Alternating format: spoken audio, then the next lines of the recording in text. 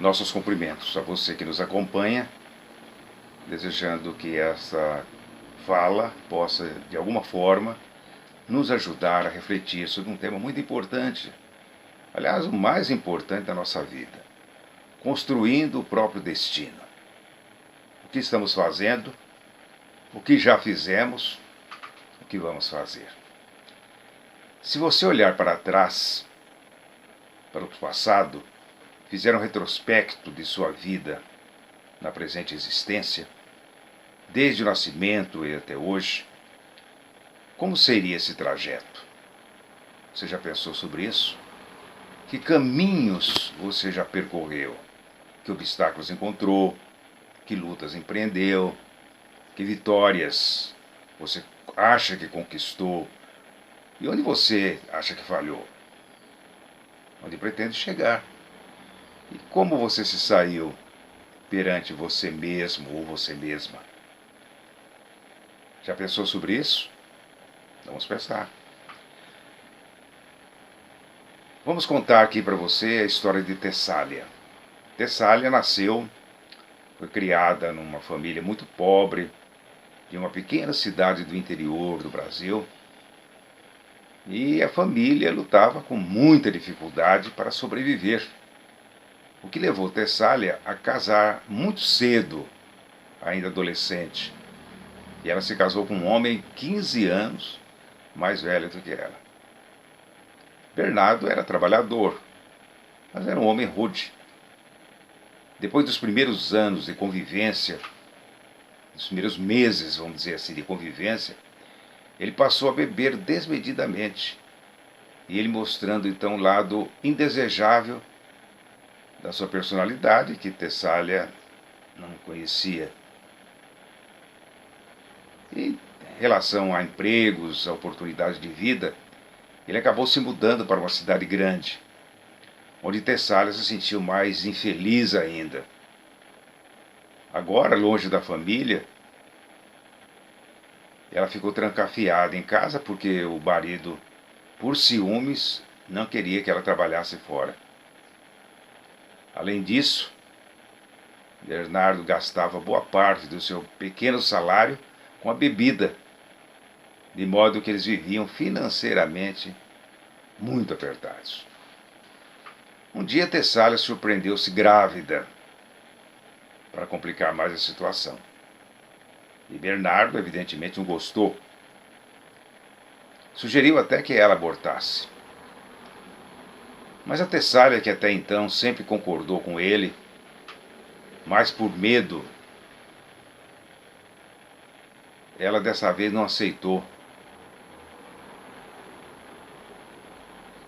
a imposição de Bernardo e lutou com todas as suas forças para prosseguir a gravidez. Com o tempo nasceu uma menininha muito linda, a que ela deu o nome de Isabel, que alegrou Tessália. E se alegrou Tessália por um lado, ela entristeceu por outro, pois Tessália tinha medo que Bernardo deixasse faltar o necessário em casa para criar a menina. Mas não foi o que aconteceu.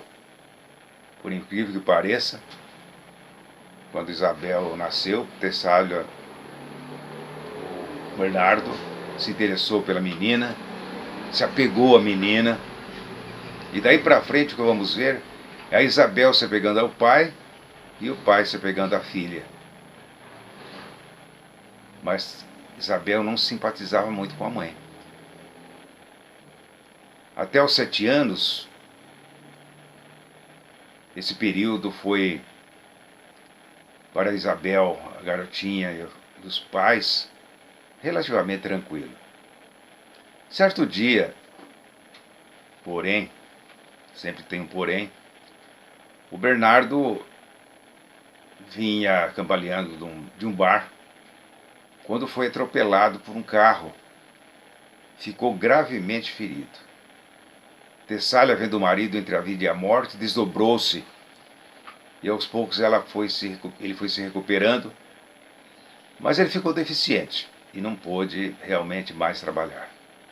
Teve que se contentar com uma aposentadoria por invalidez, que era o único recurso que podia dispor. Esse valor era minguado, era muito pouco, era insuficiente. Tirou muitas noites de sono de Tessália como se manter e como manterem-se com uma criança. Até que um dia ela sonhou com a avó de quem ela gostava muito. E a avó, no sonho, recomendava a Tessália que costurasse para fora, que exercesse a profissão de costureira. E essa avó tinha deixado para a Tessália uma máquina de costura. E foi aí que a Tessália começou a trabalhar. Ela conseguiu atrair vários clientes com o tempo. Seu trabalho era bom, caprichoso, as pessoas gostavam, e com isso foi ampliando a sua clientela. E, por outro lado, outra coisa positiva aconteceu foi que o Bernardo, distanciado da bebida, mas mesmo com a sua limitação física, mudou muito daquele antigo comportamento agressivo.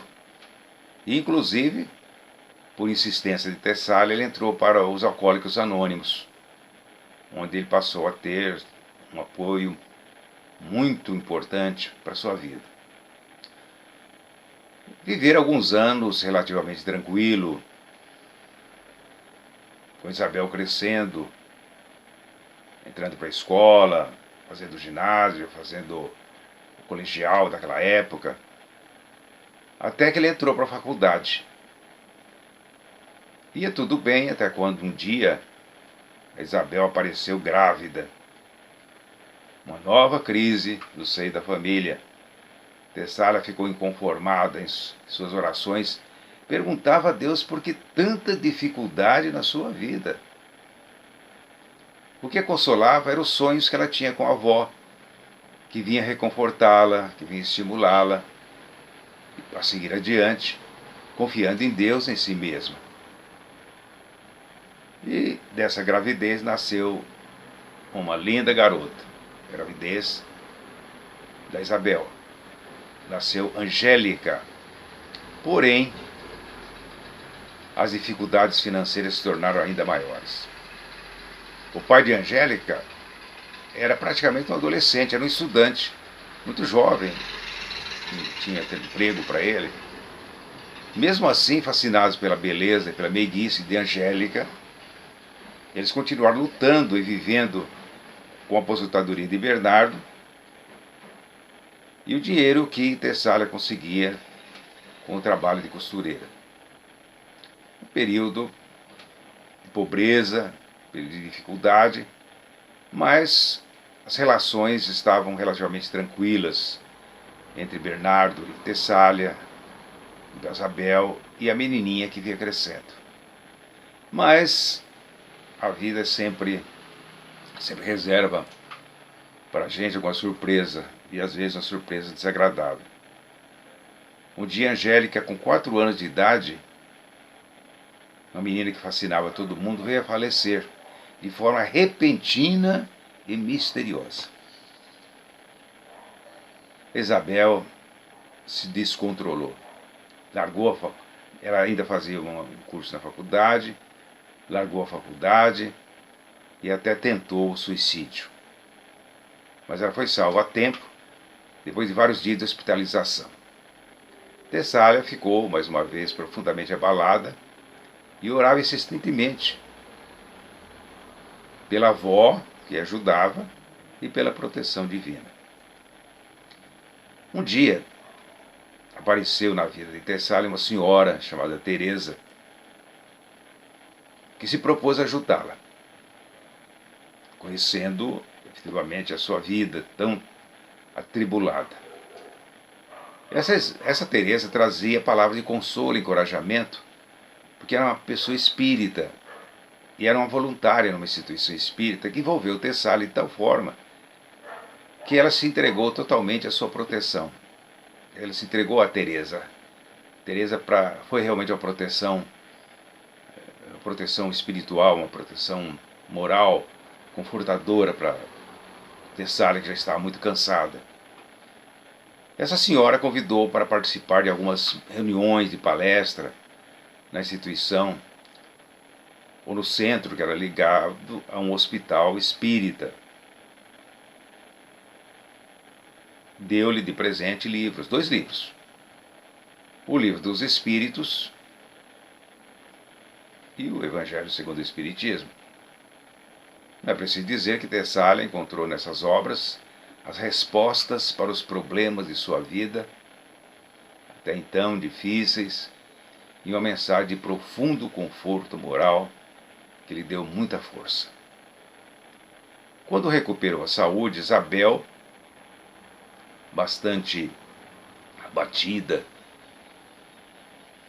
decidiu se colocar ao lado da mãe,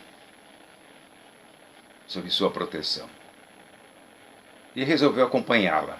E ambas passaram a frequentar uma casa espírita e prestar serviços. Como nós sabemos, na instituição, as casas espíritas sempre têm alguns serviços em favor do próximo, e é isso que também envolveu tanto Isabel quanto a mãe Tessália, sempre acompanhados por Teresa. Certo dia, estando no posto de saúde, uma jovem mulher pediu a Tessália que segurasse seu bebê enquanto ela ia para casa buscar alguns documentos. Conclusão: essa mulher não voltou. Tessália procurou as autoridades, mas no fim acabou ficando com a menina, com a criança, com o menino inclusive. E com o consentimento de Bernardo, eles passaram a criar esse bebê. Deu a ele o nome de Francisco.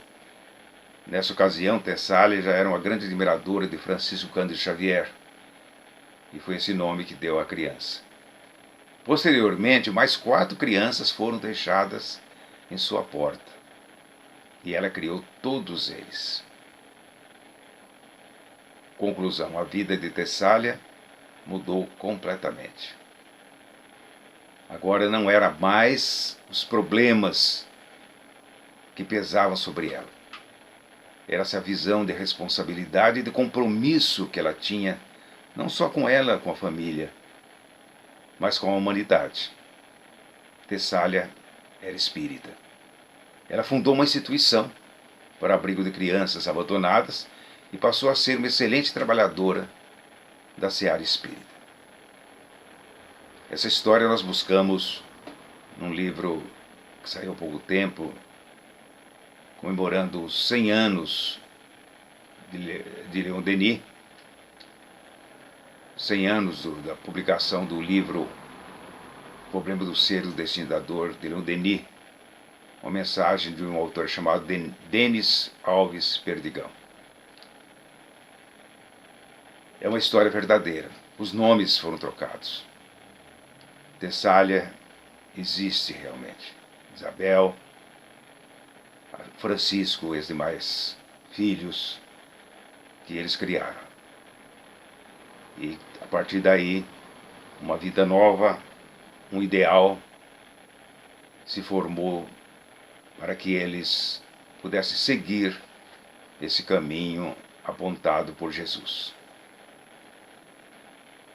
Meus companheiros, minhas companheiras, meus irmãos, minhas irmãs, a vida é uma construção que você mesmo levanta e conta com a participação sempre de outras pessoas. Ninguém trabalha sozinho. Seguindo o pensamento de Humberto Roden, um escritor, filósofo, nós podemos até dizer que a vida é como uma peça de teatro, é como um filme ou uma novela que nós assistimos. Eu acabei de contar aqui a história de Tessália, e nela existem vários personagens, mas você é o protagonista da sua história, você é o ator ou a atriz principal. Em cada encarnação, como em cada peça, você assume uma personagem e exerce determinado papel.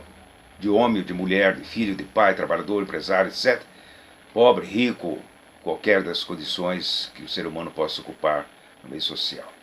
Aparentemente, você está vivendo a primeira vez, e para quem não acredita na reencarnação, a única vez. Mas se você acredita na reencarnação, se você sabe que a vida não é única, que esse cenário que você está vivendo, esses problemas pelos quais você vem passando, fazem parte do roteiro da sua vida, que as pessoas com quem você convive hoje não são as únicas, tudo muda. Se você compreende essas relações, se você estabelece justamente as relações para ter um sentido na sua existência, tudo muda e você ganha novas forças. Mais que isso, você deve saber que tem um papel a desempenhar nessa vida, que tem metas a alcançar e que dependendo do seu desempenho no palco desta vida, você pode sair com um saldo positivo que conforte o seu coração para um futuro melhor que a espera, tanto na vida espiritual, que vem em seguida, como em outras encarnações. A família em que você nasceu, a sociedade em que você vive, o trabalho a que você se dedica, suas relações com as pessoas que estão ao seu redor, é que vão dar os contornos da sua atual existência. Ninguém faz uma construção sozinho. Todos dependemos uns dos outros. E às vezes dependemos mais daqueles com quem achávamos que não íamos contar. A vida é dinâmica, ela muda de uma hora para outra. E é bem verdade que muita coisa você traz da sua infância, suas tendências, por exemplo. Você já existia antes dessa vida. Quando você era criança, você tinha seus pais, que tinham responsabilidade de educá-la. Agora que você é adulto, é você mesmo, ou você mesma, que deve se conhecer, que deve analisar as suas tendências atuais, estudar com mais atenção aquilo que você traz dentro, os seus sentimentos, e procurar redirecioná-los quando você verificar que eles não estão adequados ao seu ideal de vida. Disso vai depender o seu futuro. Vai depender se você será mais ou menos feliz.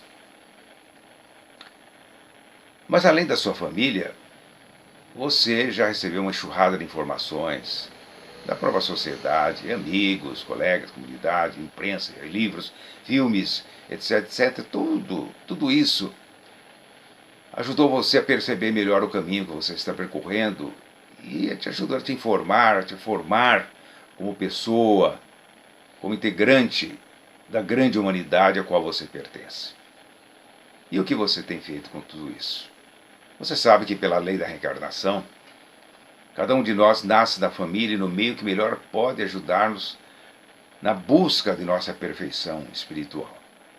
Ninguém nasce para matar, ninguém nasce para se matar, muito menos. Mas isso pode acontecer se nós não tomarmos os devidos cuidados. Pode acontecer na vida de qualquer um e passa a ser porque somos imperfeitos, porque somos passíveis de errar. Tenhamos cuidado com os nossos erros, com os nossos defeitos, com as nossas reações incontidas. Contanto que todas as possibilidades, Jesus, o Espiritismo, que consideramos realmente um caminho muito seguro, vieram trazer o seu recado para nós, a fim de que pudéssemos nos colocar na condição humana de lutar para vencer, pelo ideal que trazemos. Porque somente aquilo que atende aos nossos anseios mais íntimos, ao nosso ideal, é que pode nos fazer feliz. Quantas vezes nós agimos em desacordo com a nossa própria consciência? Quantas vezes nós erramos quando poderíamos muito bem acertar? Quantas vezes nós brigamos conosco mesmos? Nós desobedecemos a nossa voz interior para fazer aquilo que não devíamos. É claro que isso nos compromete e nos desvia o destino. mas devemos atender aos anseios do Mestre Jesus, quando disse: sede perfeitos como o vosso Pai Celestial é perfeito. Palavra de ordem da evolução que todos temos que percorrer. Jesus deixou claro que a perfeição é a conquista de cada um, porque vivemos construindo e reconstruindo o nosso futuro. Não somos perfeitos, mas somos capazes de corrigir muitos dos nossos erros. A meta é difícil, mas não é impossível. Se fosse impossível, Jesus não teria encarnado entre nós, não teria se sacrificado, sabendo que não iríamos atender esse objetivo. Mas ele sabia. E ele sabe, ele conta conosco. O amor. O amor é a maior necessidade humana. Quanto mais dele nos afastamos, mais longa e difícil é a nossa jornada. Quando todos souberem amar, todos serão amados. E a humanidade atingirá o ponto ideal a que Jesus se referiu. Para tanto, precisamos viver e aprender. Aproveitando as dificuldades da vida, é onde nós mais aprendemos. Elas nos ensinam a trilhar um caminho mais seguro e a nos defender de nós mesmos para alcançarmos esse ponto que nós queremos que seja o ponto da nossa felicidade. Humberto Roden, que nós já citamos, é um filósofo, ele escreveu um livro, De Alma para Alma, deixou uma mensagem que nós vamos apresentar para você e vai ser o final da nossa pequena exposição. Preste bem atenção nessa mensagem de Humberto Roden.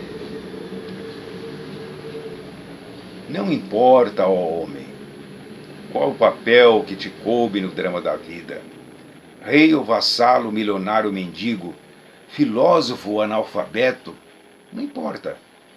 Se o mendigo no palco desempenhar bem o seu papel de mendigo, receberá mais aplausos do que o rei que não soube fazer o seu papel de rei. Mais vale desempenhar com inteligência o papel de tolo do que tolamente fazer o papel de inteligente. Homem, mulher, desempenha bem o seu papel, o papel que Deus te coube no plano divino, e serás homem de bem. Deus não precisa de ti, nem do estardalhaço que no mundo fizeres. Ele poderia fazê-lo muito maior. Deus não precisa do bem que fizeres, ele o poderia fazer sem ti 1000 vezes melhor. Mas Deus quer que pratiques o bem para seres bom. Pode o Deus fazer em ti todo o bem, mas ele não pode ser bom no teu lugar. Pense nisso. Seres bom é tarefa eminentemente individual, pessoal. Ninguém pode fazer por ti. Para todos os efeitos, você pode passar procuração a outrem, menos para ser bom. Ninguém te pode fazer bom contra a sua vontade. E quando tiveres feito tudo o que foi ordenado, dizes: sou servo inútil, não fiz senão o que fazer devia. E quando houver desempenhado do melhor modo possível o teu papel brilhante e humilde no cenário da vida, não esperes aplausos da plateia. Desaparece silêncio por detrás dos negros bastidores do esquecimento, da ingratidão ou da morte. Pois todo o bem que te fizeres, por ele esperas todo o mal que não farias. Se a plateia te aplaudir, agradece a boa intenção, mas não contes com isso.